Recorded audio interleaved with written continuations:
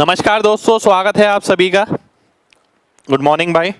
चलिए स्टार्ट करते हैं आज की क्लास। ज्योमेट्री हम कर रहे थे।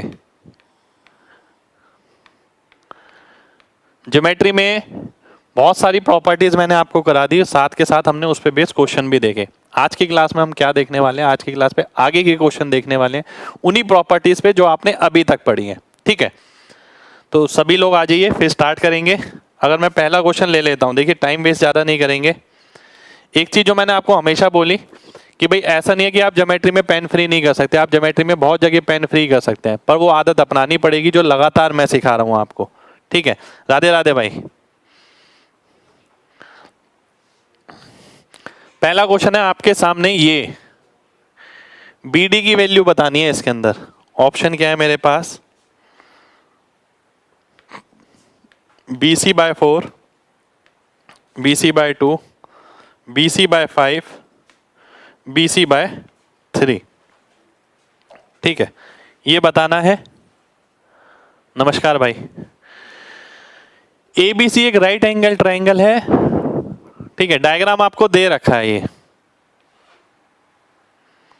जिसमें ए डी बी सी पे परपेंडिकुलर है, ए डी बी सी पर परपेंडिकुलर है। ठीक है, ए सी ए बी का दुगना है। अगर ये 2 यूनिट है तो ये 1 यूनिट है, तो बी डी की वैल्यू बतानी है कितनी होगी। ठीक है, ध्यान से देखिएगा सभी लोग।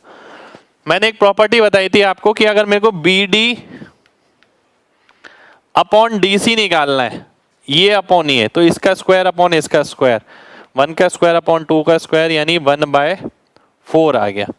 ठीक है, ये हो गया। मेरे को क्या निकालना है? बी डी निकालना है।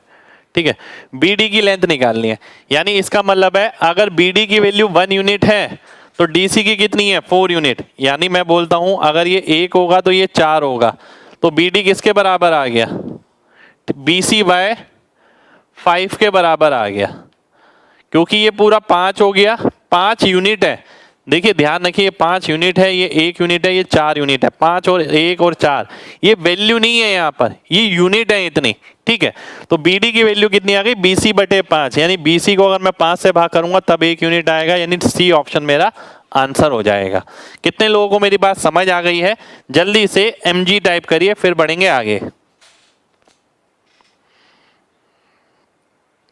बहुत बढ़िया, बहुत बढ़िया। चलिए बहुत ध्यान से देखिएगा, मैंने कुछ भी नहीं किया इसके अंदर। अगर मैं आपसे बोलता हूं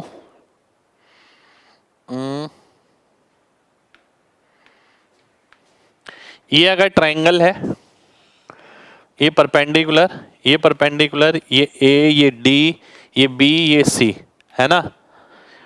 अगर ये 2 यूनिट है, ये 1 यूनिट है, ध्यान से देखिएगा। अगर ये 2 यूनिट है, ये 1 यूनिट है, अगर मैं B D by D C की वैल्यू निकालता हूं तो कितना आ गया?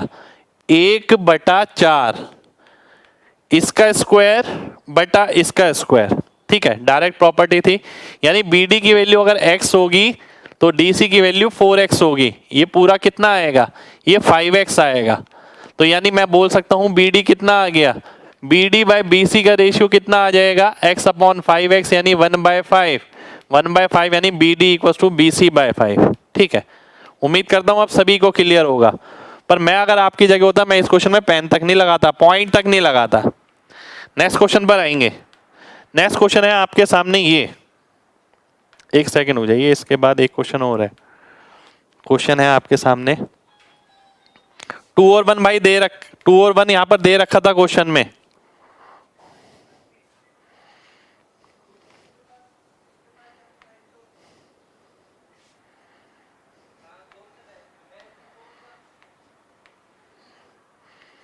बी डी सी ए 5x 10√3। x की वैल्यू बतानी है क्या होगी? ये क्वेश्चन है आपके सामने। x की वैल्यू आपको बतानी है क्या होगी?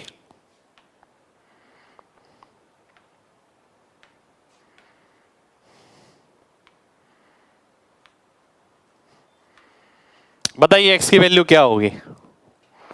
नमस्ते भाई।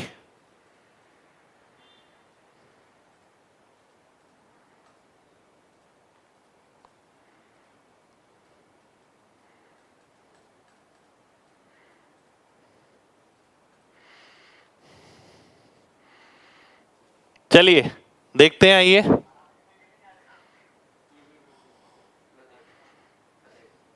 ध्यान से देखिए, एक प्रॉपर्टी मैंने बताई थी आपको, सभी को ध्यान से समझना है।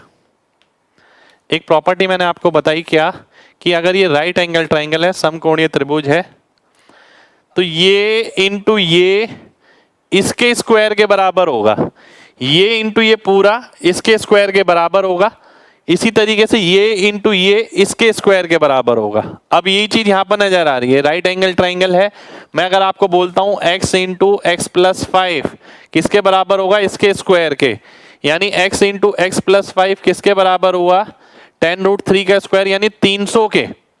ठीक है, अगर मैं x की जगह देखता हूं जरा यहां पर, अगर मैं x की वैल्यू सॉल्व करता हूं, ध्यान से देखिएगा सभी लोग, अगर मैं x की वैल्यू सॉल्व करूंगा तो x की जगह क्या आ जाएगा, 15 आ जाएगा, 15 आंसर हो जाएगा। तो 15 मेरा आंसर हो गया।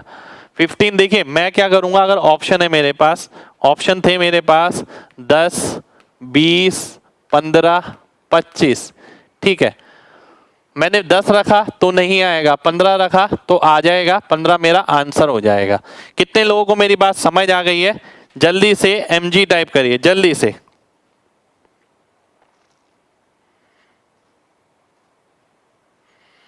चलिए बहुत बढ़िया। क्लास भाई बिल्कुल टाइम पे स्टार्ट हुआ है।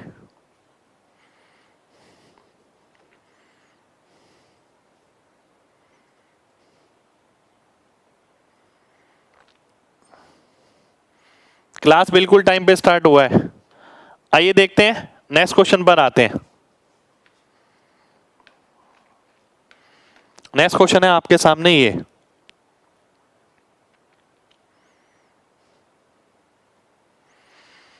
ध्यान से देखिएगा।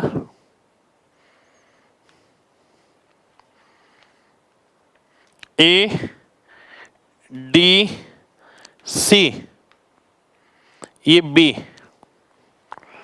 Area of triangle A B C आपको दे रखा है कितना, 40 centimetre square. Area of triangle B D C आपको निकालना है, कितना होगा।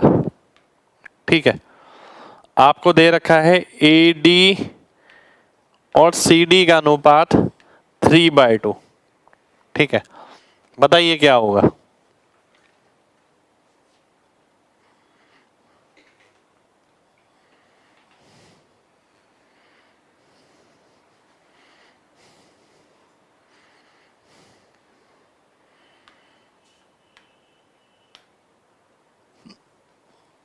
ध्यान से देखिए, मैंने आपको एक चीज बताई थी, अगर कोई ट्रायंगल है, इसमें ये लाइन है, इन दोनों की हाइट सेम होगी। एरिया किस पे निर्भर करता है, बेस इंटू हाइट।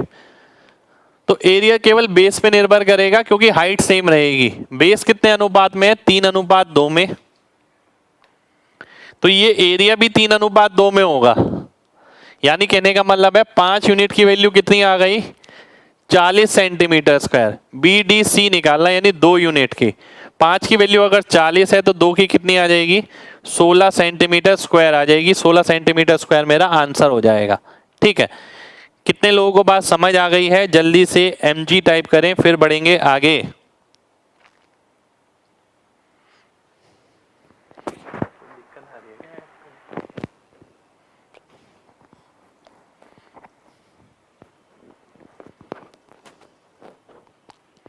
चलिए नेक्स्ट क्वेश्चन पर आते हैं, ध्यान से देखिएगा। ये आपके सामने नेक्स्ट क्वेश्चन,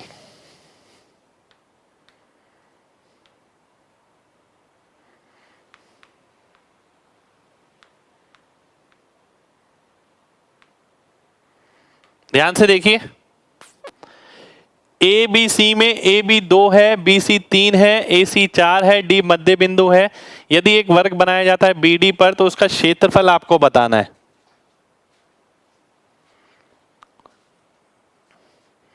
चलिए आइए देख लेते हैं। शुक्रिया भाई। देखिए अभी आगे बहुत कुछ देखना है नया। अगर मैं एक ट्रायंगल ले लेता हूं ए बी सी, ए बी 2 है, बी सी 3 है, ए सी 4 है, ठीक है। डी मध्य बिंदु है ए सी का, ठीक है। अब एक स्क्वायर बनाया जाता है बीडी को भुजा मानकर। ध्यान से देखिएगा, अगर बीडी ये है, बीडी को भुजा मानकर एक स्क्वायर बनाया गया।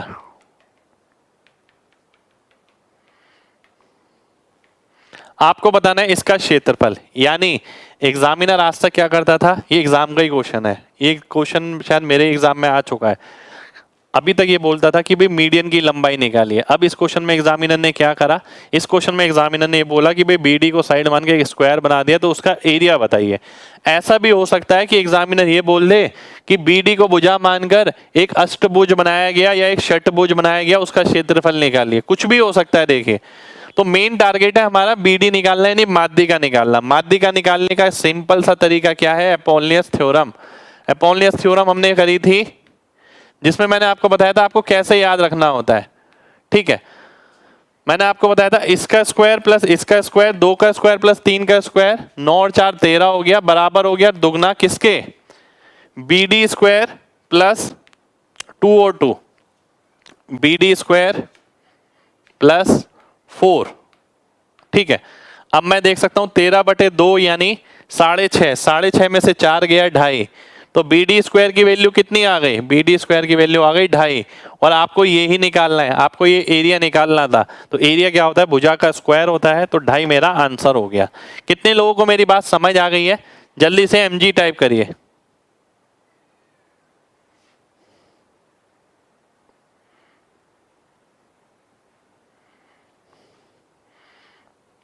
चलिए बहुत बढ़िया। देखिए अपॉलनियस थ्योरम मेरे को लगाना है, ये साइड 2 है, ये 3 है, ये माध्यिका डाली गई, ये 2 हो गया, ये 2 हो गया। अब मैं आपसे पूछता हूं इसकी लंबाई निकालनी है x। अब ऐसा नहीं है अपॉलनियस थ्योरम आप एक एक करके सारी चीजें लिख रहे हैं, भाई जरूरत नहीं है। ध्यान से देखिए मैंने आपको कैसे लगवाई अपॉलनियस थ्योरम। अब अपॉलनियस थ्योरम तो वही रहती है पर लगा,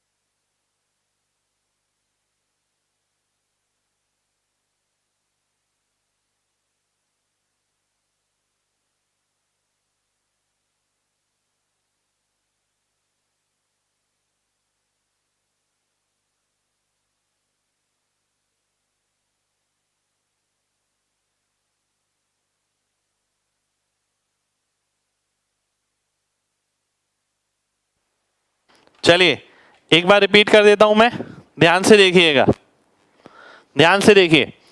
मैंने आपसे बोला कि अपॉलनियस थ्योरम लगाने का तरीका बहुत मैटर करता है, पाइथागोरस थ्योरम लगाने का तरीका बहुत मैटर करता है। थ्योरम नहीं बदलती, लगाने का तरीका बदलता है, ठीक है। अब ध्यान से देखिएगा, ध्यान से देखिएगा। 3 का स्क्वायर 9 हो गया, 9 और 4 13 हो गया, 13 बराबर हो गया किसके, दुगना किसका, एक्स स्क्वायर प्लस 2 का स्क्वायर यानी 4। अब मैंने सॉल्व कैसे किया, 13/2 यानी 6.5, 6.5 में से 4 गया 2.5, तो ये कितना बचा एक्स स्क्वायर, तो ये वैल्यू आ गई, आंसर आ गया। मैं लिखता नहीं इसे, मैं केवल यहाँ सॉल्व करता। तो आपको भी ये सीखना, ऐसा नहीं है कि देखिए एक बच्चा ये है जिसने अपॉलनियस थ्योरम लगाई इस तरीके से करा, उसने भी अपॉलनियस थ्योरम लगा कर है। अब वो क्या करता है, वो इसे ए बी सी डी ये मानता है। अब वो क्या करता है, A B square plus B C square बराबर होगा किसके, twice of A D square plus C D square, है ना। फिर उसने क्या करा, ए बी स्क्वायर यानी 2 का स्क्वायर हो गया, 3 का स्क्वायर हो गया, बराबर हो गया 2 into A D square plus C D square. फिर अगले स्टेप में क्या करा, 9 और 4 13 हो गया, फिर अगले स्टेप में 2 आ गया, ए डी स्क्वायर प्लस 4, ठीक है। फिर अगले स्टेप में क्या करा, 13/2 बराबर AD स्क्वायर प्लस 4। फिर अगले स्टेप में AD square equal to 13/2 minus 4। ठीक है, ये कितना आ गया 5/2 यानी 2.5। फिर ये आंसर कर दिया। अब करने को आप ऐसे भी कर सकते हैं, देखिए ये भी अपोलिनियस थ्योरम ही लगी है। ठीक है, पर हमें वही चीज तो सीखनी है, लगातार हम क्या गलतियां कर रहे हैं। ये जो AD BD CD लगातार एक एक चीज लिखना, ये जब किया जाता है जब आप किसी को समझाते हैं। अब आप पेपर में किसी को समझाएंगे नहीं, आप खुद करेंगे। इसलिए मैंने क्या करा, ये वाला स्टेप सीधा काट दिया, ये वाले स्टेप काट दिए, केवल ये वाला स्टेप लिखा मैंने, खत्म। और इसी से मैंने आंसर निकाल लिया। ठीक है, चलिए आगे बढ़ते हैं। हाँ, AD नहीं BD होगा, बिल्कुल ठीक है, BD आ गया ये। नेक्स्ट क्वेश्चन पर आते हैं। नेक्स्ट क्वेश्चन है आपके सामने, ये एक सेकंड रुक जाइए यार, ये नहीं है।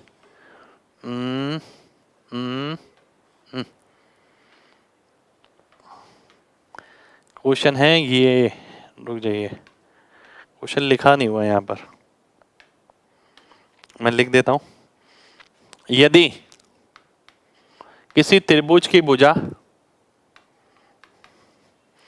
6, 8 और 10 है, ठीक है, तो फाइंड डिस्टेंस बिटवीन, तो दूरी बतानी है।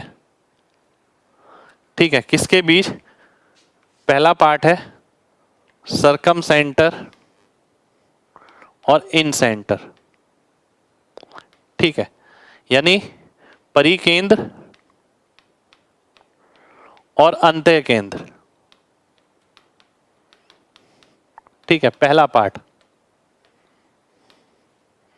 दूसरा पार्ट है orthocentre and circumcentre, orthocentre and circumcentre. ठीक है, यानी लंब केंद्र और परिकेंद्र। ठीक है, अगला क्या है? Circumcentre and centroid, circumcentre and centroid. ये क्या है? परिकेंद्र और ये केंद्रक। ठीक है, ये सॉल्व करना है। एक ही क्वेश्चन के अंदर मल्टीपल क्वेश्चन है, बहुत सारे क्वेश्चन है, बहुत सारे क्वेश्चन है एक ही क्वेश्चन के अंदर। ध्यान से देखिएगा। 6, 8, 10,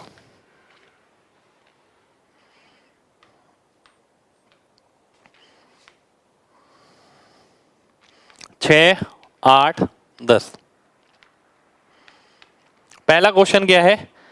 किस किस के बीच में दूरी? सरकम सेंटर और इन सेंटर के बीच में, जिसे हमने कल किससे डिनोट किया था? D से। D square equal to R into R minus 2R। ये फॉर्मूला मैंने आपको कराया था कल। ठीक है, ध्यान से देखिए, ये फॉर्मूला मैंने आपको कराया था कल। अब सबसे पहली बात आती है इसमें R और स्मॉल r क्या होगा। मैंने आपको बताया था, अगर सभी को ध्यान हो, आपको ध्यान है कि मैंने कल आपको ये बताया था कि अगर ये 3, 4, 5 है तो कैपिटल R कितना हो जाता है? 2.5। स्मॉल r कितना हो जाता है? 1 हो जाता है। अब इससे दुगना है तो कैपिटल R कितना हो गया? 5 हो गया। स्मॉल r कितना हो गया? 2 हो गया। तो ये कितना आ गया? 5 आ गया। तो D की वैल्यू कितनी आ गई? √5 आ गई। √5 मेरा आंसर हो गया। ये मेरा पहला पार्ट हो गया इस क्वेश्चन का। ठीक है, डायरेक्ट फॉर्मूला बेस है D square equal to R into R minus 2R। ठीक है, अब मैं अगले क्वेश्चन पर आता हूं। इसी में ही अगला क्वेश्चन क्या था? Orthocentre and circumcentre. मैंने आपको बताया था ये 6 है, ये 8 है, ये 10 है। ऑर्थो सेंटर कहां पर है? ऑर्थो सेंटर है यहां पर। ये सरकम सेंटर कहां पर है? सरकम सेंटर है यहां पर C। ठीक है, ये O है, ये C है। मेरे को ये दूरी निकालनी है। ये दूरी क्या है? क्योंकि ये क्या है? माध्यिका हो गई, क्योंकि ये दो बराबर हिस्सों में बांटेगा। सरकम सेंटर कहां होता है? परिकेंद्र होता है कर्ण के मध्य बिंदु पर। ठीक है, तो मेरे को ये लंबाई बतानी है। और मैंने आपको बताया था कि अगर ये 10 है तो ये 5, ये 5 और ये 5, तो यानी OC की वैल्यू कितनी आ जाएगी? 5 आ जाएगी। 5 मेरा आंसर हो जाएगा जो मुझसे पूछा है। ठीक है, और तो सेंटर और सरकम सेंटर के बीच मुझे दूरी बतानी है। ठीक है, अब मैं आगे बढ़ता हूं। आप किसी को भी 6 लें, किसी को भी 8 लें, कोई फर्क नहीं पड़ेगा भाई, कोई फर्क नहीं पड़ेगा। ठीक है, आइए देखते हैं आगे। अगले पार्ट पे आता हूं मैं इसी क्वेश्चन के। देखिए एक ही क्वेश्चन के अंदर सारे कॉन्सेप्ट क्लियर हो जाएंगे। ये O है, ये C है। मैंने आपको बताया था OGC हमेशा एक लाइन में पढ़ते हैं, बताया था ना मैंने आपको, बिल्कुल बताया था। अगर आप अच्छे से सोचें, मैंने बताया था OGC हमेशा एक ही लाइन पे पढ़ते हैं, कोई भी ट्रायंगल हो, सिवाय इक्विलेटरल के। इक्विलेटरल के अंदर सारे एक ही बिंदु पर पढ़ते हैं। अब ये किस अनुपात में बांटता है? 2:1 में बांटता है। ठीक है, ये मेरे को पता है, ये O है, ये G है, ये C है। 2:1 में मेरे को बांटना है और टोटल कितना है? 5। यानी 3 की वैल्यू अगर 5 हो गई तो 1 की वैल्यू 5/3। यानी अगर वो पूछता GC तो GC आ जाता 5/3। अगर वो पूछता OG तो आ जाता 10/3। यानी ये केंद्रक और लंब केंद्र के बीच दूरी, ये केंद्रक और परिकेंद्र के बीच दूरी। यानी आप देखिए इस क्वेश्चन के अंदर हमने 4 क्वेश्चन सॉल्व करे। कौन कौन से? दोबारा से देखिए। सबसे पहला परिकेंद्र और अंत्य केंद्र के बीच दूरी, उसके बाद यहां पर लंब केंद्र और परिकेंद्र के बीच दूरी, उसके बाद यहां पर केंद्रक और परिकेंद्र के बीच दूरी, केंद्रक और लंब केंद्र के बीच दूरी। यानी centroid orthocentre, centroid circumcentre, orthocentre circumcentre और सरकम सेंटर इन सेंटर, इन सब के बीच हमने दूरी यहां पर निकाली है। कितने लोगों को मेरी बात समझ आ गई है? जल्दी से MG टाइप करिए जल्दी से भाई। 5 5 5 माध्यिका बताई थी ना, बराबर लंबाई की होगी।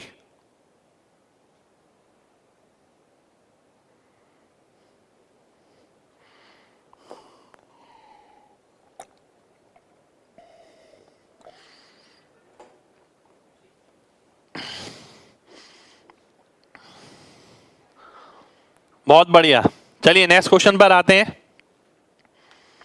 नेक्स्ट क्वेश्चन है आपके सामने ये।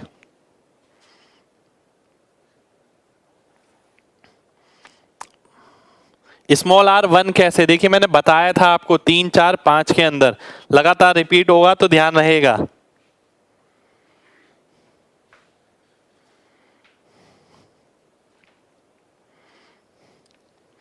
O क्या है? अंत्य केंद्र है। BE और EC, मैं डायग्राम बना देता हूं। डायग्राम नहीं बना हुआ यहां पर। ABC, O क्या है? अंत्य केंद्र है। ठीक है, और ये मैं अगर सर्कल बनाता हूं, ये E हो गया, BE, EC। ठीक है, ये बिंदु है D जहां पर ये टच कर रहा है, ये बिंदु है F जहां पर ये टच कर रहा है, ABC। ठीक है, आइसोसेलेस ट्रायंगल है, ये मेरे को निकालना है। ध्यान से देखिए, ऑप्शन देख लेता हूं एक बार। ये और ये। चलिए आइए देखते हैं, ध्यान से देखिएगा सभी लोग, है ना। ये निकालना है मेरे को, इसका अनुपात निकालना है। सभी लोगों को बहुत ध्यान से समझना है। मैं अगर आपसे बोलूं BE निकालने से पहले मैं आपको ये बोलूंगा, ये क्या है? एक आइसोसेलेस ट्रायंगल है, समद्विबाहु त्रिभुज है जिसकी 2 भुजाएं समान होती हैं। अगर आपको ध्यान हो, ट्रिगो के अंदर हमने बहुत डिटेल में किया 1 1 √2, यानी ये भुजा 1 होगी तो ये 1 होगी, ये √2 होगी, करी थी ना हमने। उसके बाद मैंने आपको एक चीज बताई थी कि भाई अगर ध्यान से देखिए, अगर मेरे को BE निकालना है, BE किसके बराबर होगा? ये रेडियस के, ये रेडियस के। ठीक है, BE किसके बराबर होगा? रेडियस के बराबर होगा, R, है ना। अगर मैं बात करूं EC की, देखिए ये √2 है, तो ये क्या हो गया? 1/√2, ये भी 1/√2। अब आप कहेंगे सर ऐसा क्यों? मैं कहूंगा भाई ऐसा इसलिए क्योंकि ये क्या है? ये आपका समद्विबाहु बाहु त्रिभुज है। मैंने आपको बोला था कि अगर आइसोसेलेस ट्रायंगल है, ये दो भुजाएं बराबर हैं तो सारे सेंटर एक ही लाइन पे पड़ते हैं। यानी ये जो बिंदु बना आपका, ये क्या होगा, ये एंगल बाइसेक्टर, ये वाली लेंथ एंगल बाइसेक्टर भी होगी, परपेंडिकुलर बाइसेक्टर भी होगी, माध्यिका भी होगी, लंब भी होगी, सब चीजें ये होगी। यानी ये इसे दो बराबर हिस्सों में बांटेगा। अगर मैं जाता हूं वापस, मैंने देखा यहां पर कि अगर √2 पूरा है तो 1/√2 यहां पर, 1/√2 यहां पर, और अगर ये 1/√2 है तो ये भी 1/√2 हो जाएगा, बिल्कुल हो जाएगा। ठीक है, और अगर ये 1/√2 है, ध्यान से देखिएगा, मैं क्या लिख सकता हूं, BE कितना हो गया, ये टोटल कितना है 1 है, तो ये हो गया 1 - 1/√2, है ना, यही तो हो गया। अब अगर मैं रेशियो निकालता हूं, ध्यान से देखिएगा, अगर मैं रेशियो निकालता हूं तो कितना आएगा, R की जरूरत नहीं पड़ी मेरे को, R सॉल्व करने की जरूरत नहीं पड़ेगी। ठीक है, अगर मैं आपसे बोलता हूं 1 - 1/√2 और 1/√2 कितना आ गया, ये हो गया √2 - 1/1। ये किस में नजर आ रहा है, ये मेरे को इसमें नजर आ रहा है। अगर मैं √2 से मल्टीप्लाई कर दूंगा तो √2 बन जाएगा, ये 2 बन जाएगा, √2 बन जाएगा, तो ए ऑप्शन मेरा आंसर हो जाएगा, खत्म। तो ए ऑप्शन मेरा आंसर हो गया। कितने लोगों को बात समझ आ गई है, जल्दी से MG टाइप करिए। कोई दिक्कत नहीं है भाई, पर क्लास मिस मत करिएगा, चाहे आप लाइव नहीं भी देख रहे हो तो। कमेंट आपका शो हो रहा है भाई, बिल्कुल हो रहा है।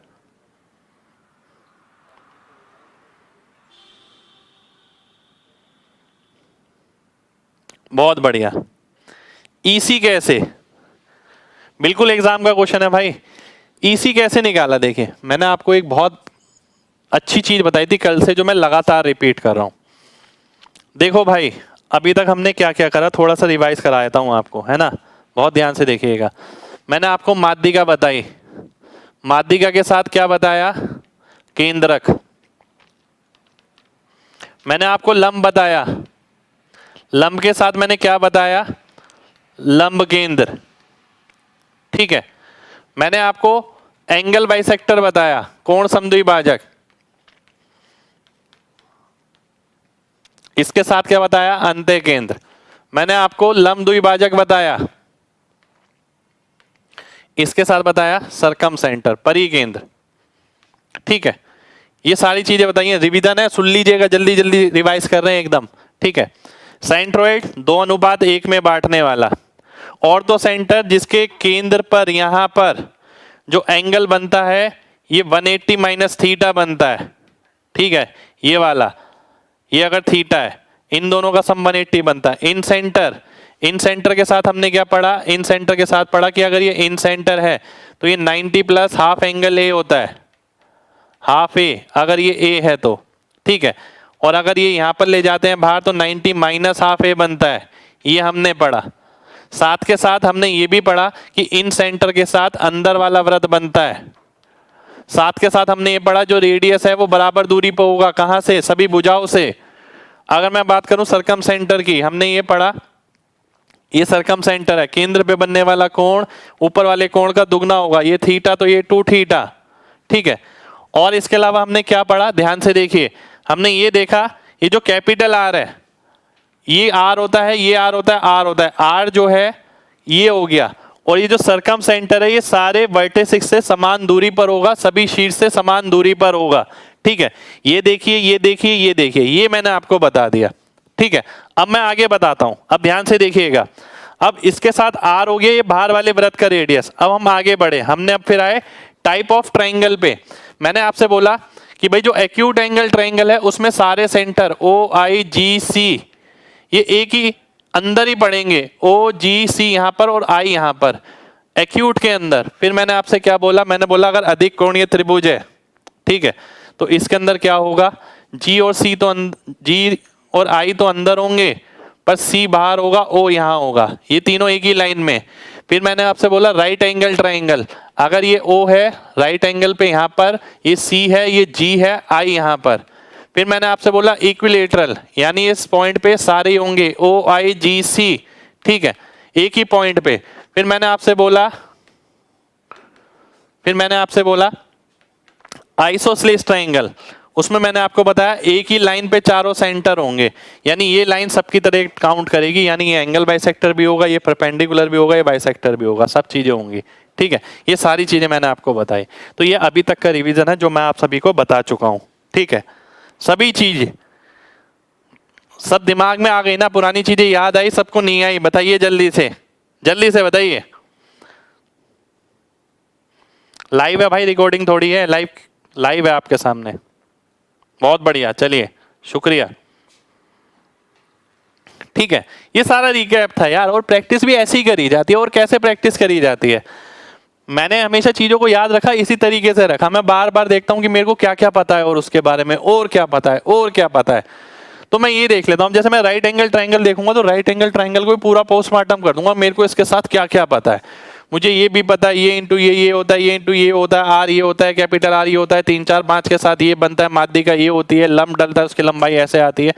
तो आप भी जब भी पढ़ें, जैसी राइट एंगल ट्रायंगल की बात आ गई ना, घर पे थोड़ा सा पॉज लीजिए, 2 मिनट का मैक्सिमम बता रहा हूं, उस 2 मिनट के अंदर ये देखिए राइट एंगल ट्रायंगल को लेके आपके दिमाग में क्या क्या छपा हुआ है। तो इसी तरीके से प्रॉपर्टीज रिवाइज होती हैं। ठीक है, चलिए आगे बढ़ते हैं। अब अभी मैं कौन से क्वेश्चन पे था? मैंने कोई क्वेश्चन कराया था आपको, हाँ ये, जिसमें किसी बच्चों को दिक्कत आई थी। मैंने आपको ये सारी राम कहानी क्यों पढ़ाई दोबारा से? इसीलिए कि भाई ये तो समद्वि बाहु त्रिभुज है। समद्वि बाहु त्रिभुज अगर है तो ये जो पॉइंट बनेगा, ये पॉइंट तो यहाँ पर आप देखते हैं मिड पॉइंट बनेगा, क्योंकि ये जो लाइन आपने बनाई यही लंब होगा, यही एंगल बाइसेक्टर, यही परपेंडिकुलर बाइसेक्टर, यही माध्यिका, सब कुछ यही होगा, क्योंकि समद्वि बाहु त्रिभुज है। इसीलिए मैंने √2 को आधा आधा कर दिया। और ये अगर 1/√2 आ गया तो ये भी 1/√2 आ गया, स्पर्श रेखा बन गई किसी सर्कल की। और ये पूरा एक था, इसमें से ये घटाया, ये बन गया। ठीक है, चलिए उम्मीद करता हूं आप सभी लोग समझ गए होंगे। अब बढ़ते हैं आगे के क्वेश्चंस पे, है ना। √2 कहां से आया? फिगर में नहीं दिया। एक बच्चे ने ये पूछा, मेरे भाई ट्रिगो में मैंने पढ़ाया, आप समझिए बात, ट्रिगो में हमने पढ़ा नहीं है 1 1 √2। अगर आइसोसेलेस है 45 डिग्री वाला, ये वहां से आया है। चलिए अगले क्वेश्चन पे आते हैं। नेक्स्ट फाइल मैं खोल लेता हूं।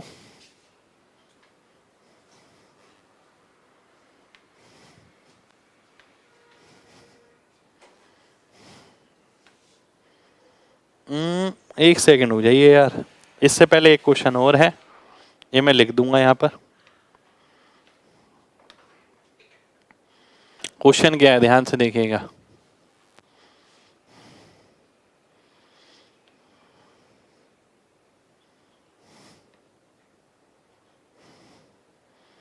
A C D B 6 8 और 10 आपको निकालना है CD।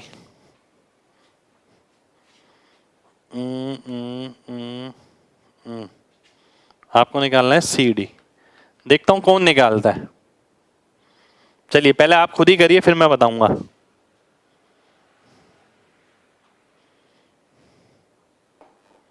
लव यू भाई, लाइव आते रहिए करिए भाई, डेली मिलिए, डेली लाइव होता है।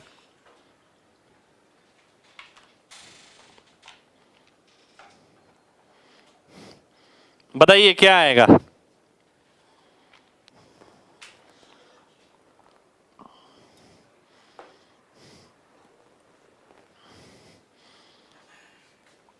√40। बहुत शानदार भाई, बहुत शानदार, जिसने भी बताया। अब देखिए मेन बात देखिएगा भाई, मैंने आपको क्या बताई है, जो चीज बताई है ना वो हर जगह इस्तेमाल होगी। मैंने आपको बोला कि भाई अगर 3 4 5 का ट्रिपलेट बनता है, उसके साथ इन रेडियस कितना आता है? 1 आता है। तो 6 8 10 के साथ क्या होगा? 2 होगा। तो 6 8 10 के साथ इन रेडियस कितना होगा? 2। अब ऐसा नहीं है यहां मैं कैलकुलेट करूंगा, मैं बिल्कुल भी नहीं करूंगा कैलकुलेट। तो मैं देखता हूं, अगर मैं रेडियस बनाता हूं तो ये 2 हो गया, ये भी 2 हो गया, और ये भी 2 हो जाएगा। ठीक है, अब मैं देखता हूं मेरे को CD निकालना है, यानी ये, अगर ये 6 है, ये 2 है, तो ये कितना आ गया? √40 आ गया। 36 + 4 CD मेरा आंसर हो गया। ठीक है, कितने लोगों को मेरी बात समझ आ गई है? जल्दी से mg टाइप करिए। CD में माध्यिका नहीं है भाई, CD तो वैसी माध्यिका नहीं हो सकता, आप में से हर कोई बता सकता है CD माध्यिका नहीं है। क्योंकि माध्यिका ये कब होती, क्योंकि ये टेंजेंट पॉइंट पे टच कर रहा है। वो कब होता है ऐसा? जब ये आइसोसेलेस ट्रायंगल होता। ठीक है, चलिए बहुत बढ़िया, बहुत बढ़िया, बहुत बढ़िया, बहुत बढ़िया। प्रॉपर्टीज की PDF डलवा दूं? चलिए डलवा देता हूं भाई।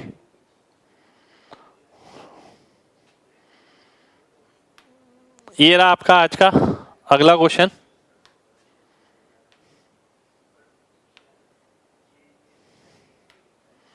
इन रेडियस आपको बताना है।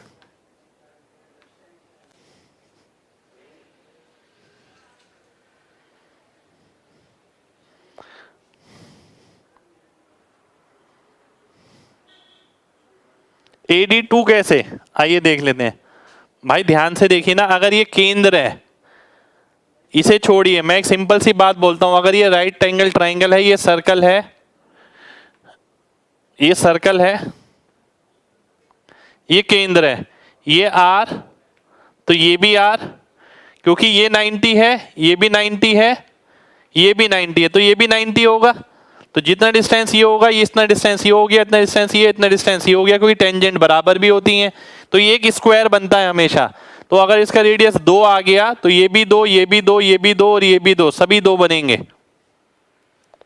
ठीक है, अब मैं इस क्वेश्चन पे आता हूं।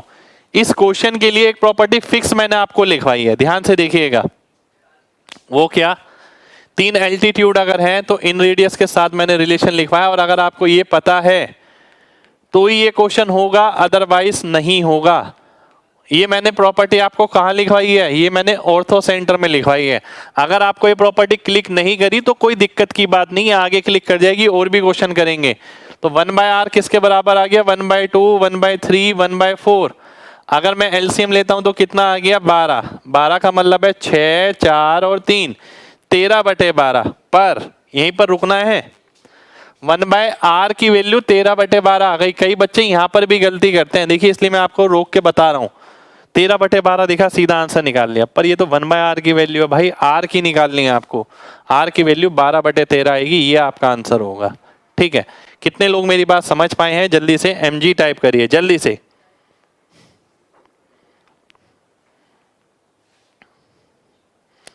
पिछले क्वेश्चन में भाई गिवन था, वो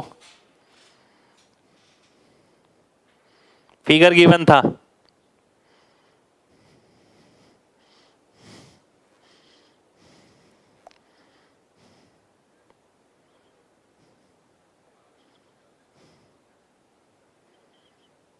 चलिए नेक्स्ट क्वेश्चन पर आते हैं। नेक्स्ट क्वेश्चन है आपके सामने, ये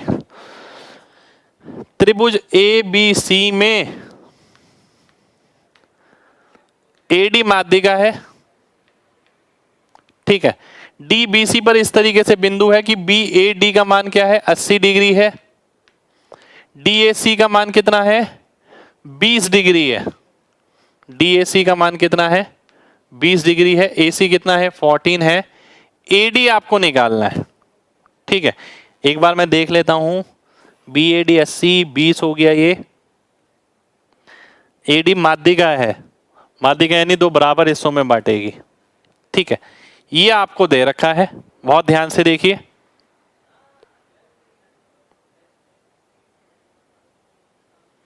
ध्यान से देखना है सभी को।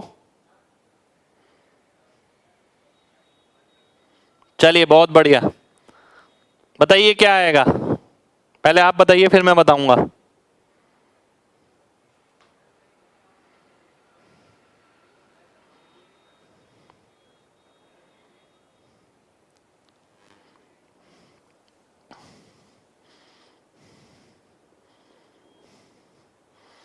आइए ध्यान से देखते हैं।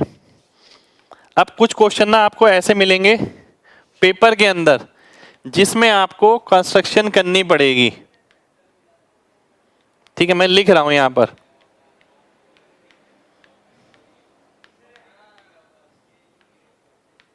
ठीक है, कुछ क्वेश्चन ऐसे मिलेंगे एग्जाम में जहां पर आपको कंस्ट्रक्शन करनी पड़ेगी, यानी कंस्ट्रक्शन अपनी तरफ से।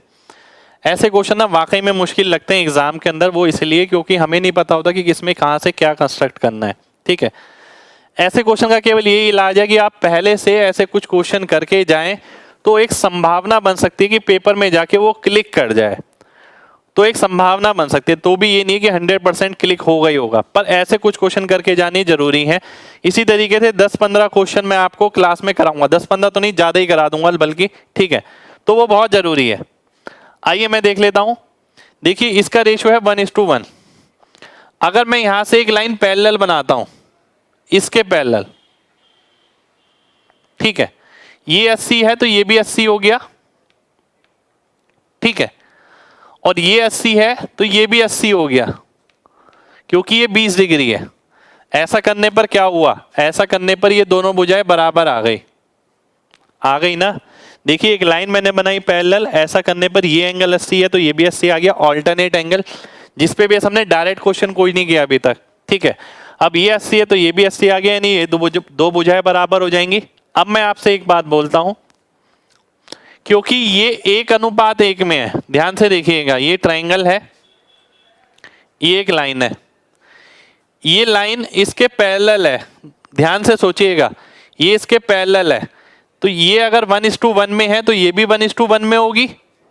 सीधी सी बात भाई, पैरेलल लाइन कब होती है, जो अनुपात इसका है वो अनुपात इसका हो जाए तो पैरेलल होती हैं, अदरवाइज पैरेलल थोड़ी होती हैं। तो आपने देखा जो अनुपात इसका है वही अनुपात इसका होना चाहिए, तब ये पैरेलल होगी। यानी कहने का मतलब है ये दोनों भी बराबर होनी चाहिए, यानी ये वाली साइड इसके बराबर होगी, यानी ये भी 7 हो गया तो ये भी 7 हो गया तो ये भी 7 हो गया। ठीक है, अब आपको क्या निकालना है, एडी निकालना है। एडी की वैल्यू कितनी आ जाएगी, 7 sin 90, तो डी ऑप्शन मेरा आंसर हो जाएगा। अब आप देखिए एग्जामिनर ने ना जो वैल्यू लिखनी चाहिए थी 7/2, 7/√2, 7 × √3/2 या 7, वो डायरेक्ट नहीं लिखा, वो इस तरीके से ऑप्शन बना के ही लिखा। कितने लोगों को मेरी बात समझ आ गई है? जल्दी से MG टाइप करिए, जल्दी से। और बहुत अच्छा क्वेश्चन है ये, देखिए बहुत ही शानदार क्वेश्चन है, सेम भी रिपीट मिल सकता है आपको।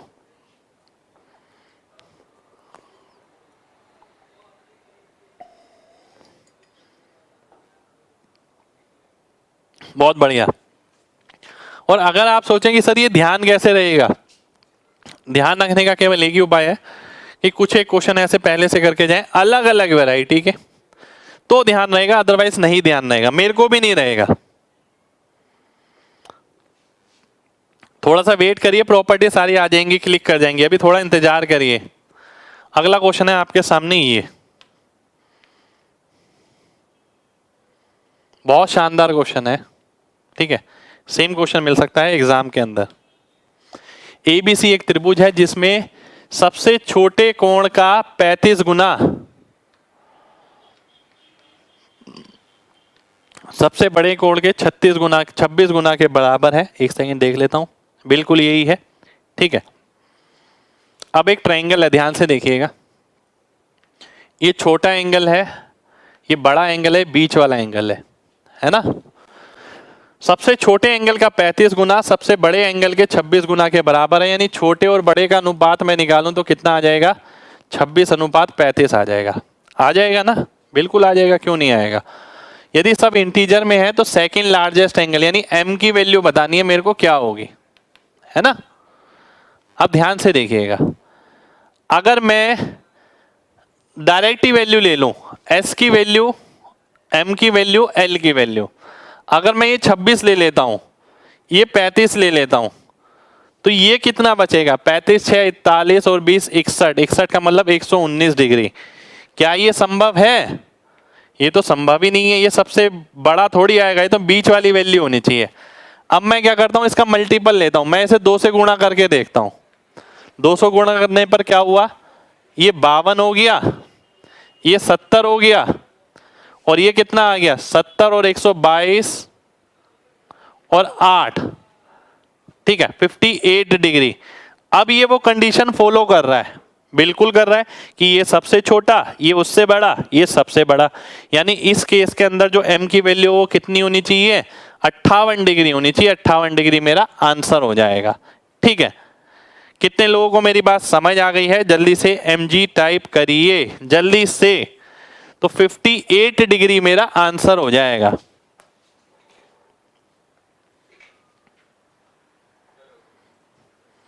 भाई साइन वाली चीज में मतलब क्या है, साइन की वैल्यू रखनी है आपको, साइन 90 खत्म। चलिए बहुत बढ़िया, बहुत बढ़िया, बहुत बढ़िया, बहुत ही बढ़िया। नेक्स्ट क्वेश्चन पर आते हैं। 58 समझ नहीं आया, ध्यान से देखिए। मैं नेक्स्ट पेज लेता हूं, बहुत ध्यान से समझना है सभी को। एस, एम और एल, उसने बोला एस और एल का अनुपात कितना है, 26 और 35। ये रेशियो है, ठीक है। अब यहां अगर मैं ये वैल्यू डायरेक्ट ही ले लूं कि ये 26 है, ये 35 है, तो ये कितना आ गया, 119 आ गया। पर क्या ये ऑर्डर आपको नजर आ रहा है कि इससे बड़ा ये और इससे बड़ा ये? नहीं, ये बीच वाली वैल्यू थोड़ी आ रही है, तो सबसे बड़ी आ रही है। तो मल्टीप्लायर 1 तो नहीं ले सकता। ये कब है, जब मल्टीप्लाई बाय 1 किया आपने। अगर आप मल्टीप्लाई बाय 2 करते हैं तो कितना आ गया, 52, ये कितना आ गया 70, ये कितना आ गया 58, ठीक है। यानी कहने का मतलब है अब वो कंडीशन फॉलो हो रही है, सबसे छोटा ये उससे बड़ा, ये सबसे बड़ा, तो 58 मेरा आंसर हो गया, खत्म कहानी। सेम क्वेश्चन मिल सकता है आपको एग्जाम में, डाटा भी सेम रहेगा, देखिएगा। 119 कैसे भाई, ये अगर टोटल करेंगे 61, टोटल कितना होता है 180, 180 में से आपने 61 घटाया तो 119 बचा। नेक्स्ट क्वेश्चन है आपके सामने, ये बहुत ही शानदार क्वेश्चन है, ये बहुत ही जबरदस्त क्वेश्चन है।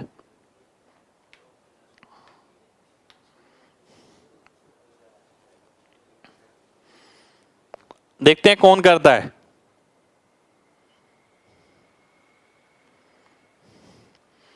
एक बहुत इंपॉर्टेंट प्रॉपर्टी इसके अंदर इस्तेमाल हो रही है और बहुत बेसिक प्रॉपर्टी है, जो मैंने आपसे बोला था याद रखिएगा, जगह जगह इस्तेमाल होगा।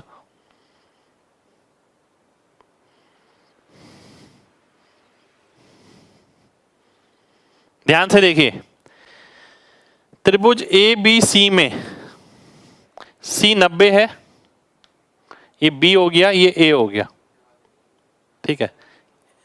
इसे ए ले लेते हैं, इसे बी ले लेते हैं, बात एक ही है वैसे। ए सी अगर 6 हो गया, ये हो गया 12, ठीक है। Perpendicular bisector of A B, इसका परपेंडिकुलर बाइसेक्टर इसे काटता है, यहां पर काटता है, इस पॉइंट का नेम दिया ई, ठीक है। और ए बी को डी पे काटता है, ए बी को डी पर काटता है और बी सी को ई पर काटता है, ठीक है। आपको वैल्यू बतानी है सी ई की, ठीक है। आप में से कई बच्चों ने ना डायग्राम ही गलत कर दिया होगा, उन्होंने परपेंडिकुलर बाइसेक्टर बनाया होगा इसका और यहां तक ले आए होंगे, और फिर लग रहा होगा यार ये ई कहां से आ गया, यहाँ पर क्वेश्चन गलत है लग रहा है। कितने लोगों को क्वेश्चन क्लियर हो गया है, जल्दी से बताइए, पहले पहले क्वेश्चन क्लियर होना चाहिए, फिर आगे बढ़ेंगे। एमजी टाइप करिए अगर क्वेश्चन क्लियर है तो।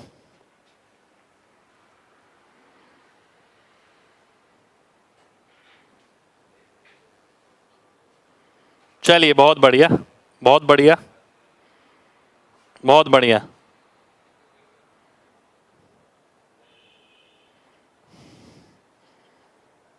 डायग्राम देखिए आपके सामने ही है, राइट एंगल ट्रायंगल है, वो बोल रहा है इसका लंब द्विभाजक बीसी को ई पर प्रतिच्छेद करता है और ए बी को डी पर प्रतिच्छेद करता है, सीधी सी बात, ये आपके सामने है। अब ये ना मोस्ट इंपोर्टेंट प्रॉपर्टी है, देखिए मैं लिख रहा हूं यहां पर, और कोई बहुत बड़ी प्रॉपर्टी नहीं लिख रहा, बिल्कुल बच्चों वाली प्रॉपर्टी, जो मैं बार बार बोल चुका हूं आपसे कि भाई जो आइसोसेलेस ट्रायंगल होता है, यानी समबाहु समद्विबाहु त्रिभुज जिसकी दो भुजाएं बराबर होती हैं, ठीक है, समद्विबाहु त्रिभुज, इसके अंदर जब आप परपेंडिकुलर डालते हैं दो भाग में बांटेगा हमेशा, और ये जो परपेंडिकुलर डलेगा ये एंगल बाइसेक्टर भी होगा, ये माध्यिका भी होगी, ये लंब भी होगा, ये लंब द्विभाजक भी होगा, सब चीज होंगी। आइसोसेलेस ट्रायंगल है, ये दो भुजाएं बराबर हैं, परपेंडिकुलर ड्रॉप करेंगे दो बराबर हिस्सों में बांटेगा, तो ध्यान रखिए आइसोसेलेस ट्रायंगल में परपेंडिकुलर ड्रॉप करेंगे दो बराबर हिस्सों में बांटेगा, यहां और यहां दो बराबर हिस्सों में बांटेगा, दो बराबर भुजाओं में बांटेगा, दो बराबर क्षेत्रफल में बांटेगा, ठीक है, सब चीजें ध्यान रखनी है। आइए इधर आते हैं, देखिए राइट एंगल ट्रायंगल दिया गया भाई यहां पर, इसलिए राइट एंगल ट्रायंगल लिया। अब मैं यहां पर आपसे बोलता हूं, अगर मैं इस लाइन को यहां से मिला दूं, ठीक है, कुछ समझ आ रहा है? क्या समझ आना चाहिए, ध्यान से देखिए।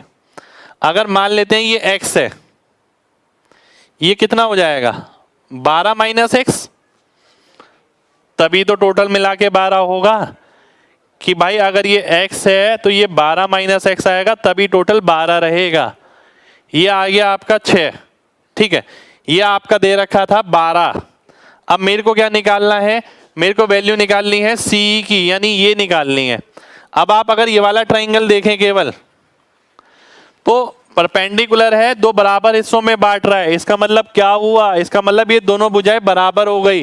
ये 12 माइनस एक्स तो ये भी 12 माइनस एक्स, ठीक है, क्योंकि अगर ये परपेंडिकुलर हुआ, दो बराबर हिस्सों में बांट रहा है, तो ये वाली भुजा इस भुजा के बराबर हो जाएगी। ये 12 माइनस एक्स होगा तो ये भी 12 माइनस एक्स होगा। अब आपको ये सॉल्व करना है बस। अब आपके सामने एक चैलेंज आता है कि इसे कैसे सॉल्व करें। आप में से काफी बच्चे इसी में इतना सारा समय लगा देते हैं पाइथागोरस लगाने में, पर ध्यान से समझना है चीजों को। पाइथागोरस जो तरीका स्टार्टिंग में बताया था ट्रिगो के अंदर ही, कि भाई पाइथागोरस इस तरीके से सॉल्व किया जाता है। ऐसा नहीं है जो आप नॉर्मली देखते हैं P square plus B square H square, ऐसे करते रहे तो हम हर जगह तो कम से कम कितनी जगह कितना कितना समय लग जाएगा। मैंने आपको क्या बताया था, एक बार ऐड करिए इन दोनों को तो 12 आ गया, एक बार सब्ट्रैक्ट करिए 12 माइनस 2x किसके बराबर आ गया, 6 के बराबर आ गया, ठीक है। यानी अगर मैं 12 ले जाता हूं यहां पर तो ये कितना आ गया 1/2, ठीक है। ध्यान से देखिए ये कितना आ गया आपका 1/2 आ गया। एक सेकेंड रुक जाइए, 6 नहीं 6 का स्क्वायर, 6 का स्क्वायर 36, ठीक है, 12 3 36। अब मैं देखता हूं 12 में से क्या जाएगा, जो 3 आएगा 9, तो x की वैल्यू कितनी आ गई 4.5 आ गई। 4.5 मेरा आंसर हो गया, 4.5 मेरा आंसर आ गया। कितने लोगों को मेरी बात समझ आ गई है? जल्दी से mg टाइप करिए जल्दी से।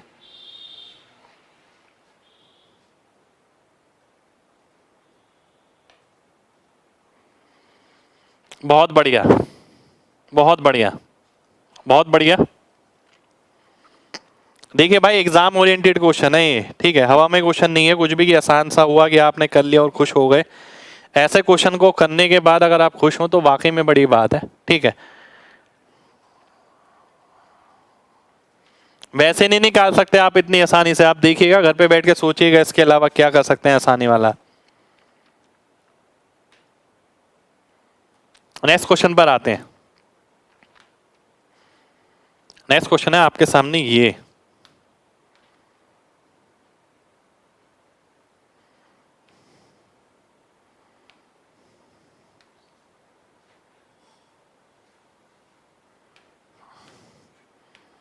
आइए देखते हैं, बहुत ध्यान से देखिएगा।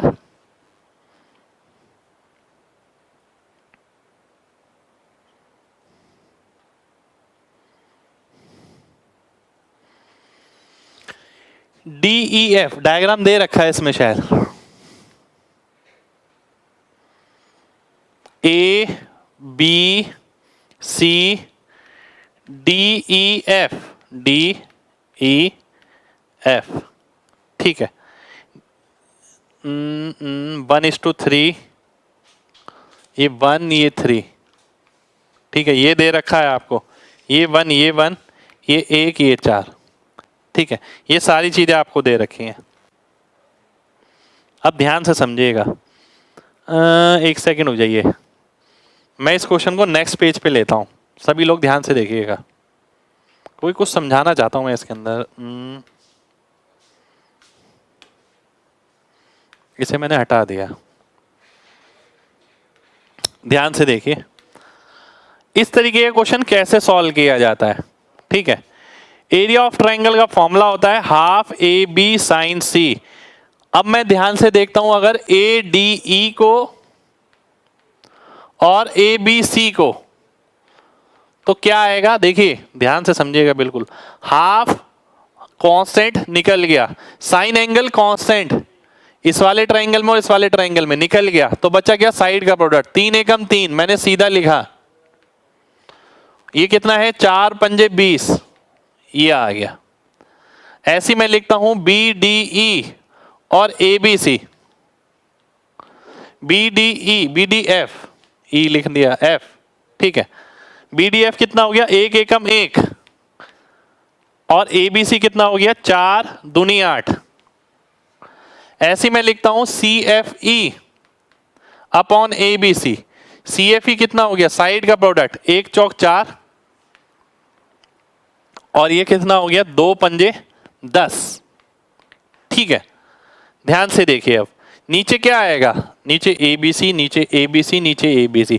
सबसे पहली चीज मैंने आपको यहां पर जो सॉल्यूशन में छोटा कराया वो क्या, आप यहां पर लिखने लग जाते हैं हाफ इंटू ये इंटू साइन एंगल, मैंने हाफ भी हटा दिया, मैंने साइन एंगल भी हटा दिया।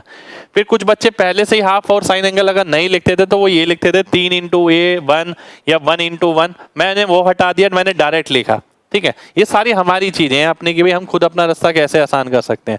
अब मैंने देखा ए बी सी की वैल्यू यहाँ 20 आ रही है, यहाँ 8 आ रही है, या 10 आ रही है। अगर मैं इसको कोई एक नंबर ही बनाया तो मान लेते हैं मैं 20 ही बनाया, तो 20 बनाने के लिए क्या करना पड़ेगा 2.5 से गुणा, तो ये भी 2.5 से गुणा हो गया। 20 बनाने के लिए क्या करना पड़ेगा 2 से गुणा, तो ये भी 2 से गुणा हो गया। यानी अब जो ट्राइंगल है ये, अब मेरे को पता लग गया टोटल अगर 20 है तो ये 3 है, ये कितना है ये 2.5 है, ये कितना है ये 8 है, 8 3 11 2 13 13.5, तो ये कितना आ गया 6.5।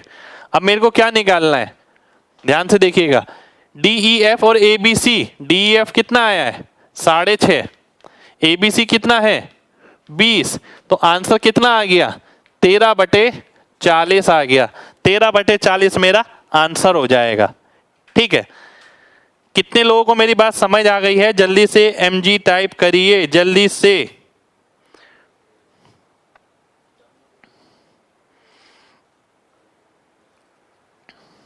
फिर मैं एक तरीका और बताऊंगा इसका बढ़िया सा एकदम, कि मैं इसी क्वेश्चन को ना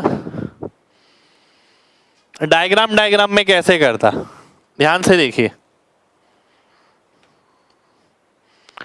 मैं इसी क्वेश्चन को डायग्राम में कैसे करता।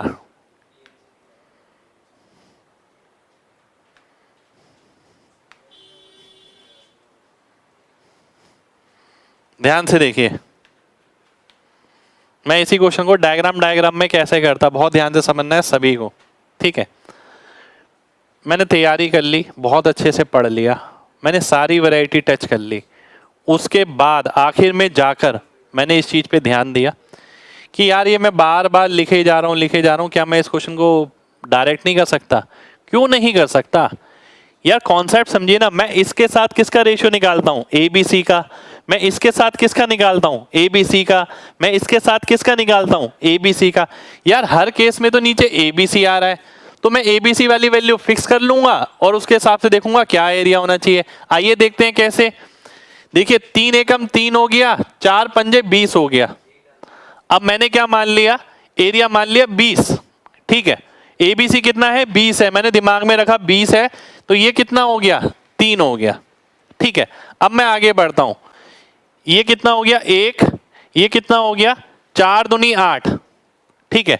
पर 8 तो नहीं हो सकता, 8 नहीं है वो 20 है। 20 कब बनेगा जब 2.5 गुना होगा, तो मैं 1 का भी 2.5 गुना कर दूंगा। 1 एकम 1 हो गया, उसका 2.5 गुना क्या हो गया 2.5, क्योंकि मैंने 8 को 20 यहीं बना दिया 2.5 से गुणा करके। अब मैं इस पे आता हूं, ये कितना हो गया 4, पूरा कितना है 2 और 5 10, तो 10 में से 4 है वो, ठीक है। तो 20 में से कितना होगा 8 होगा, तो यानी ये कितना हो गया 8 3 11 2 13 और 13.5, बचा कितना 6.5। अब किसी का भी अनुपात पूछा हो मैं निकाल सकता हूं, मेरे को चारों चीजें पता है। हो सकता है वो इसका इसके साथ पूछे, इसका इसके साथ पूछे, कुछ भी पूछेगा मैं आंसर निकाल लूंगा, वो मैंने दिमाग में किया है सारी चीज। पर ये सारी चीज लास्ट वाली जब है जब आपने पूरा अच्छे से कॉन्सेप्ट बहुत अच्छे से निचोड़ दिया है, ठीक है। कितने लोगों को मेरी बात समझ आ गई है? जल्दी से एमजी टाइप करिए।